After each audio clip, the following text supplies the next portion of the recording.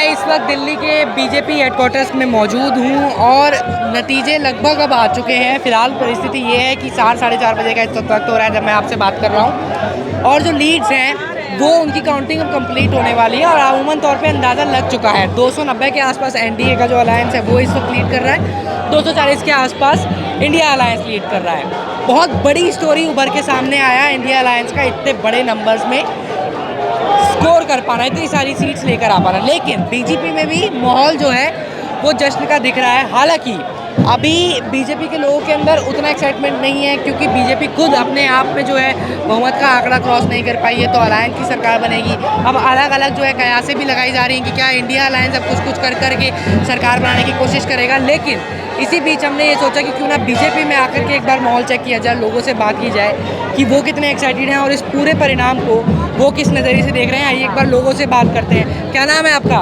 सचिता गुप्ता। क्या लग रहा है गुप्ता जी, अब रुझान तो दिखा रहे हैं 290 सीट के आसपास अलायंस को, आप लोगों को लग रहा है? हाँ, बहुत अच्छा मोदी जी बहुत अच्छा कर रहे हैं। पर थोड़ा सा डिसअपॉइंटमेंट तो हुआ है ये कि 400 पार, ऐसा लग रहा था कि 350 तो आएंगे। 400 पार हो जाएगा। हो जाएगा। अरे अभी कैसे हो पाएगा, अब तो आ गया 290 लग रहा है आपको? हाँ लग रहा है 400 पार हो जाएगा। अच्छा, इसका अनुमान गलत भी हो सकता है। अच्छा हाँ।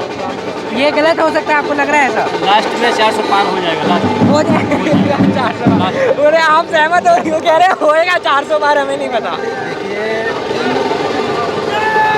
मेरा कहना मतलब ये है कि 400 पार ये है कि अभी हम जो है बहुत ज़्यादा मेहनत करेंगे इस बार, और मेहनत करके जो है 400 से ऊपर सीट लेके आएंगे इस बार। अब जो हो गया, लेकिन इस बार ऐसी बात नहीं, मोदी जी ने मेहनत की है।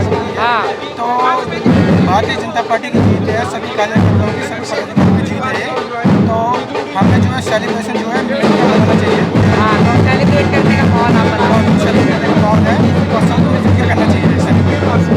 चलिए, और लोग हैं।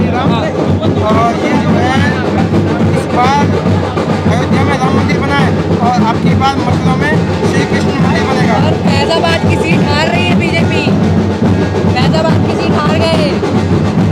पर आपकी बात जो है कोई दिक्कत नहीं, पर आपको मथुरा में अपना जो कृष्ण मंदिर बना कर आएंगे। चलिए, बहुत बधाई आप लोगों को।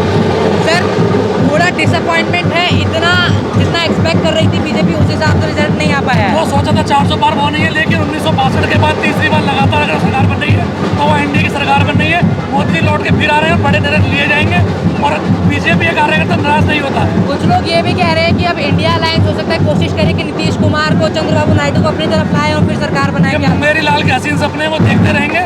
एनडीए सरकार बना रही है। कल हमारे एनडीए की बैठक है, 7 बजे मोदी जी आ रहे हैं और हम दोबारा सरकार बना रहे हैं। तीसरी बार एनडीए सरकार भारत में आ रही है। आ रही है? आप लोग मोदी जी के स्वागत के लिए तैयार हैं? स्वागत के लिए कार्यकर्ता खड़ा हुआ है, हम लोग सुबह से खड़े हुए हैं। हमारी पूरा पिछले 2.5 महीने की मेहनत सफल हो गई है।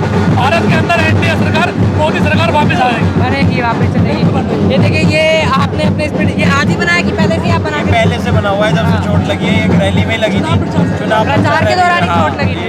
तो जब जैसे मोदी जी बिना थके बिना रुके काम करते हैं, तो हमने भी यही सोचा है कि हम प्रचार करेंगे निरंतर, और ऐसे ही निरंतर काम करते आए हैं और आप काम खुश करते हो इन रहेंगे। नतीजों से? आप खुश हो? आपको हम बहुत खुश हैं। आपको भी पता है कि जैसे कि 1 साल 2 साल मोबाइल चलाने के बाद लोगों को पुराना लग जाता है, ऐसे ही कुछ लोगों को एंटी इनकम्बेंसी 10 साल में आज भी बुरा लगने लग जाता है। तो उस नतीजे को देखते हुए शायद अब पार्टी को और मंथन और सुधार करना पड़ेगा, किस वजह से, किस कारण से पार्टी में रिपीट कैंडिडेट की वजह से या किन कारणों की वजह से। लेकिन 400 सीटों पर हमारा वोटिंग परसेंटेज देखोगे तो हम 400 पार इसलिए आज भी मान के चलते हैं और हमेशा मानेंगे, क्योंकि 400 सीटों पे आज भी कड़ी टक्कर है। 5-10 हज़ार 20 हज़ार सीटों को बहुत क्लोज मार्जिन है और 400 पार है।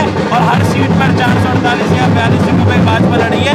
आप देखोगे हमने कड़ी टक्कर दी है और इंडिया जो बात कर रही है वो 100 से नीचे है। और पूरा बीजेपी के कुछ बड़े लीडर्स हैं, जैसे स्मृति ईरानी हार गई हैं, तो कुछ बड़े लीडर्स रजनीश चंद्रशेखर आ रहे हैं, उस पर आप लोग थोड़ा परेशान हो? नहीं, मैं परेशान नहीं हूँ। देखो, हार जीत चलती है।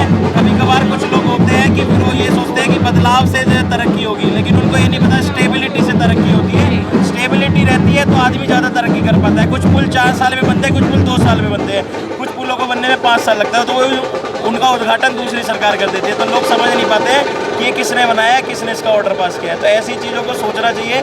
वहाँ के लोगों मंथन करेंगे क्या कमी रह गई, क्या वहाँ पे वो रह गया जो स्मृति जी का वहाँ पे हाथ है। जी, चलिए, बहुत बधाई आप लोगों को। ये इस वक्त आप बाहर अगर सुन पा रहे हो तो नासिक ढोल की आपको आवाज़ आ रही है।